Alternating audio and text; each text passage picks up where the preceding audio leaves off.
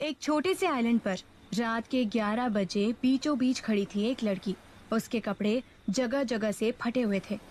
उसके पूरे खुले बाल हवा में कमर तक लहरा रहे थे। उसके चेहरे पर जगह जगह पर चोट के निशान थे। कुछ खून की बूंदें थी जो शायद सूख चुकी थी। वो लड़की वहां खड़ी होकर सिगरेट के कश लिए जा रही थी। उसका चेहरा काफी अट्रैक्टिव था। आंखें सिल्वर कलर की थी। उन आंखों में बेइम्तिहान नफरत झलक रही थी। उसके आसपास हर जगह बस आग ही आग फैली हुई थी और उस आग में बहुत सारे लोग जल रहे थे। वहीं एक आदमी किसी चीज के सहारे दीवार पर लटका हुआ जल रहा था। वो लड़की उस आदमी को जलते हुए बड़े सुकून से देख रही थी, लेकिन उस लड़की का चेहरा एक्सप्रेशनलेस था। उसकी वो सिल्वर कलर की आंखें इस वक्त पूरी लाल हो चुकी थी। उनमें बहुत से राज थे।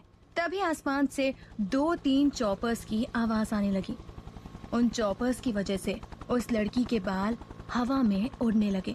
वहीं आग की लपटें भी और बढ़ने लगी। तभी एक चॉपर में से एक लड़की रस्सी से नीचे आई और उस सिल्वर कलर वाली आंखों वाली लड़की के पास आकर खड़ी हो गई। चॉपर से उतरी लड़की ने इस वक्त एक ब्लैक कलर का टॉप, उसके ऊपर black long jacket, black pant और ब्लैक शूज पहन रखी थी। वो इस वक्त थोड़ी नहीं बल्कि बहुत डरी हुई थी। नीचे खड़ी लड़की के लिए उसकी आंखों में चिंता साफ देखी जा सकती थी। तभी उसके पीछे 2 और बहुत ही हैंडसम लड़के आए। ये लड़के बहुत खतरनाक भी थे। उनमें से एक ने ब्लैक कलर की यूनिफॉर्म पहन रखी थी और दूसरे वाले ने व्हाइट कलर की। तभी चॉपर से उतरी लड़की ने अपने चारों तरफ देखा और पहले वाली लड़की के पास आकर बोली, मैम सब खत्म हो गया। पहले वाली लड़की की सिगरेट लगभग खत्म हो गई थी। फिर उसने उसे बिना देखे कहा, नहीं अभी तो बस शुरुआत हुई है। ये सुनकर दूसरी वाली लड़की ने पहले वाली लड़की की आंखों में देखा। वो एक पल के लिए डर गई। वो बहुत कुछ कहना चाहती थी, लेकिन आसपास की आग को देखकर और पहले वाली लड़की की शक्ल देखकर वो चुप ही रही। वहीं वो 2 लड़के चुपचाप पहली वाली लड़की के पीछे ही खड़े हुए थे। उनके चेहरे अब भी बिल्कुल एक्सप्रेशनलेस थे। वो दोनों इस वक्त बस एक दूसरे की शक्ल ही देख सकते थे। वो भी इस वक्त हालात के मुताबिक ही चुप रहे। दूसरी लड़की ने आग की तरफ देखकर कहा, मैम अब हमें यहाँ से जल्दी ही निकलना चाहिए। फिर उसने अपने मन में कहा, नहीं तो मेरा कबाब यहीं बन जाएगा। इन्हें तो कुछ फर्क पड़ने से रहा, क्या इन्हें गर्मी महसूस नहीं होती? तभी उस लड़के ने अपने कदम आगे बढ़ाए और उसके पीछे ही बाकी तीनों भी चल दिए। लटक रही उसी रस्सी के सहारे वो उस चॉपर में चढ़े। पहली वाली लड़की ने गेट के पास खड़े होकर अपनी जैकेट उतारी जिसमें बहुत सारे बम लगे हुए थे। उसने उस जैकेट को उसी आग के पास फेंक दिया, पर अभी तक आग वहां नहीं पहुंची थी। जैकेट उतारने के बाद उसके शरीर पर जगह जगह चोट के निशान दिख रहे थे। उसकी टी शर्ट भी जगह जगह से फटी हुई थी। उसके एक कंधे पर एक गोली खाने जैसा निशान भी था। पेट के पास उसने कपड़ा बांधा हुआ था ताकि खून रुक सके। ये नजारा देखकर दूसरी लड़की जो ठीक उसके पीछे खड़ी हुई थी, उसकी आंखें नम हो गई। बाकी दोनों लड़के भी बहुत चक्के रह गए। जिसने उन सबको एक नई जिंदगी दी थी, वो उसकी ऐसी हालत देख नहीं पा रहे थे। तभी उस घायल लड़की ने अपनी उंगली से इशारा किया और वो चॉपर वहां से जाने लगा। थोड़ी दूर जाने के बाद उसने अपनी जीन्स की पॉकेट से एक बटन निकाला और उस आइलैंड को देखने लगी जो आधे से ज्यादा आग की लपटों में था। उसने उस बटन को दबा दिया और वो छोटा सा आइलैंड एक झटके में वहीं खत्म हो गया। उस आइलैंड के पास सिर्फ पानी ही पानी था। वो उसे तब तक देखती रही जब तक कि वो उसकी आंखों से ओझल नहीं हो गया।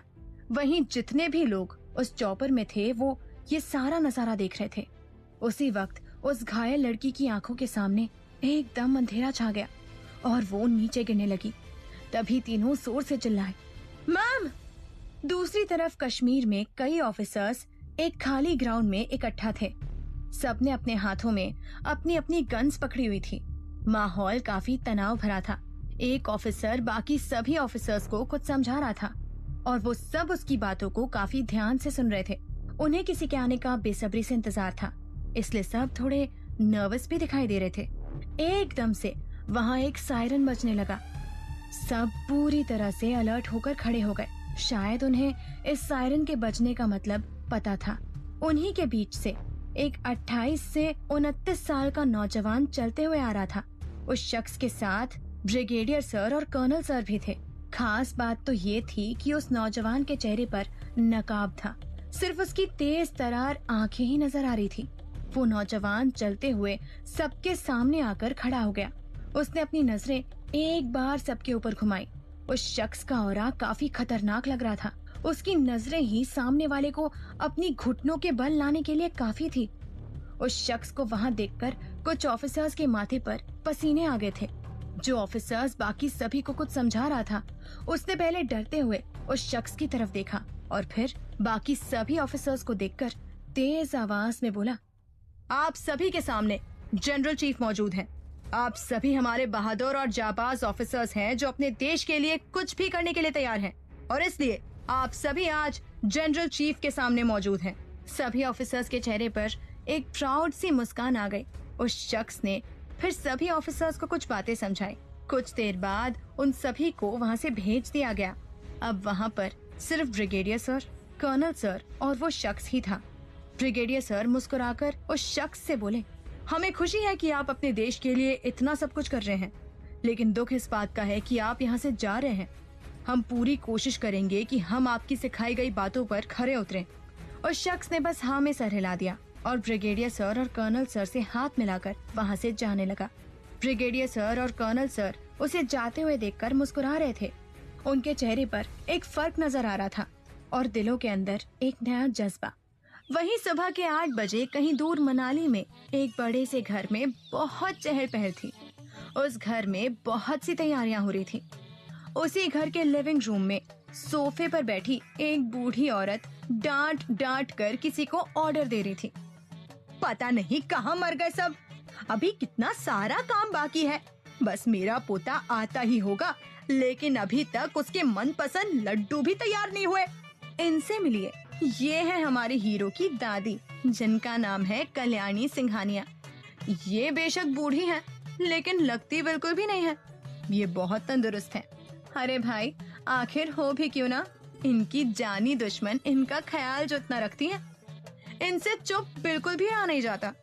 इन्हें इस उम्र में किसी बात की चिंता है तो वो है अपने बड़े पोते के बच्चों को खिलाने की, पर वो शादी के लिए बिल्कुल भी तैयार नहीं है। तभी कल्याणी जी के पास एक अधेड़ उम्र के आदमी आए। वो टेबल से अखबार उठाते हुए बोले, ओफो माँ, सब काम हो जाएगा, आप क्यों खामखा टेंशन ले रही हो।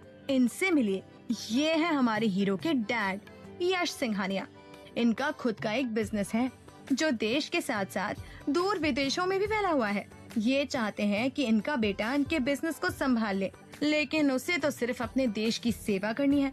ये कभी नहीं चाहते थे कि इनका बड़ा बेटा सोल्जर बने, पर इसके पीछे भी एक बहुत बड़ा राज है। लेकिन हमारे हीरो तो अपने दादाजी के जैसे बनना चाहते थे। इनके दादाजी एक रिटायर्ड जनरल रह चुके हैं, जो फिलहाल अपनी पुश्तैनी हवेली में रहते हैं। कल्याणी जी मुंह बनाकर बोली, हाँ हाँ, तुम्हें तो मेरे पोते की बिल्कुल भी टेंशन नहीं है।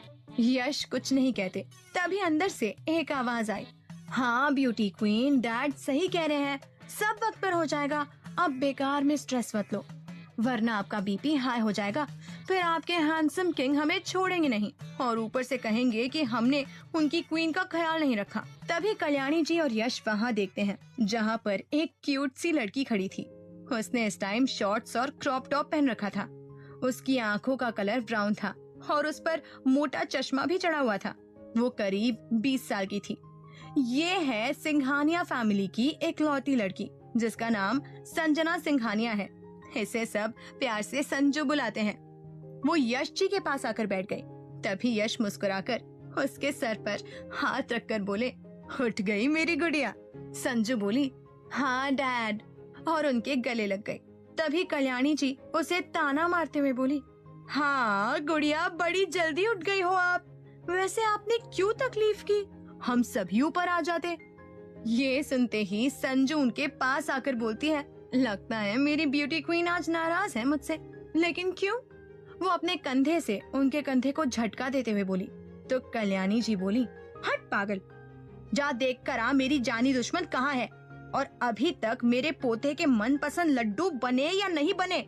फिर अचानक ही वो यश जी की तरफ देखकर बोली, और वो रोहन कहाँ गायब हो गया सुबह सुबह, पक्का कहीं क्रिकेट खेल रहा होगा। हमारा इतना बड़ा बिजनेस होने के बाद भी ये जनाब तो क्रिकेटर ही बने हुए हैं। यश जी चाय पी रहे थे। अचानक उनके मुंह से चाय बाहर आ गई। उन्होंने खांसते हुए कहा, माँ, उसे जो करना है करने दीजिए ना। कितनी मेहनत की है उसने। एक दिन वो इंटरनेशनल क्रिकेटर जरूर बनेगा। जब तक उसे आराम करना है उसे करने दीजिए ना। उन्होंने ये बात बहुत प्राउडली कहा। ये सुनते ही कल्याणी जी ने यश को एक फीकी सी मुस्कुराहट देकर कहा, अच्छा, मेरा लाडला भी तो अपनी देश के लिए जान तक देने को तैयार है। वो भी तो दिन रात बस देश की सेवा ही करता है। उसके लिए तो तुम कभी ऐसा नहीं कहते। ये बोलते हुए उन्होंने मुंह बना लिया, जैसे वो यश से बहुत नाराज हो। पर जैसे ही यश ने ये बात सुनी, उनका चेहरा एकदम डार्क हो गया, लेकिन उन्होंने कुछ नहीं कहा। संजू ने वहाँ का माहौल बिगड़ते हुए देखा तो उसने सामने देखते हुए कहा, लो ब्यूटी क्वीन, आपकी दुश्मन आ गई। तभी उन सब ने दरवाजे की तरफ देखा, जहाँ से एक औरत नीली रंग की बनारसी साड़ी पहने, गले में मंगलसूत्र और माथे पर गोल बिंदी लगाए, दोनों हाथों में चूड़ियाँ और हाथ में पूजा की थाल लिए अंदर आ रही थी। ये यश जी की पत्नी मालिनी यश सिंघानिया और कल्याणी जी की जानी दुश्मन है। वैसे तो ये एक दूसरे को अपना दुश्मन समझती हैं, लेकिन इन दोनों में प्यार भी बहुत ज्यादा है। वो भी एकदम माँ बेटी जैसा प्यार, पर हमेशा तकरार भी चलती ही रहती है। मालिनी ने सबसे पहले आकर कल्याणी जी का आशीर्वाद लिया और फिर यश जी और संजू को प्रसाद देने लगी। तभी कल्याणी जी उन्हें ताना मारते हुए बोली, आशीर्वाद तो मुझसे लेने आती है और प्रसाद मुझे छोड़कर बाकी सबको देती है। ये बोलते हुए वो दूसरी तरफ मुंह फुलाकर बैठ गई। तभी मालिनी एकदम से उनके सामने आई और उन्हें घूर कर देखने लगी, जिससे कल्याणी जी एकदम से हड़बड़ा गई और बोली, अरे मालिनी, मुझे ऐसे डरा क्यों रही हो? कहीं मुझे मारकर मेरी प्रॉपर्टी की मालकिन बनने का इरादा तो नहीं है ना तुम्हारा? क्या वाकई मालिनी अपनी सास की प्रॉपर्टी चाहती थी? कौन थी वो लड़की जिसने आइलैंड में आग लगाई थी और क्यों? क्या था उस लड़की का मकसद?